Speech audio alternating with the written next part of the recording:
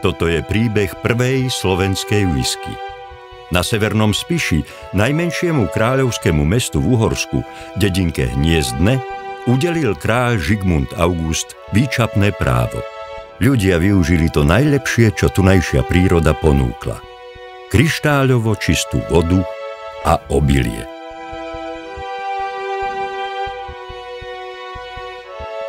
Už v tej dobe sa používali na uskladnenie pálenky drevené sudy, ktoré sa na zrenie whisky používajú dnes.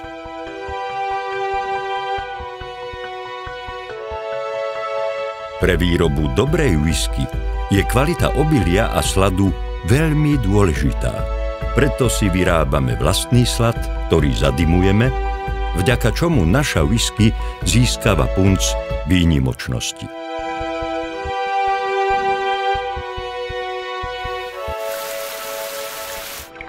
Nestville Distillery sa tak stal plynulým pokračovateľom tradície vo výrobe obilnej pálenky.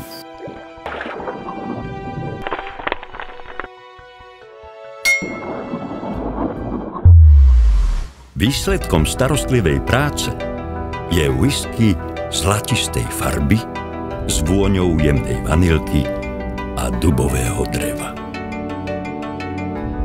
Je sladkastej, veľmi jemnej chuti, ktorú dodáva kukurica a slad s jemným trieslom z dreva. Vzniká tým jedinečná harmónia prvej slovenskej whisky Nestville.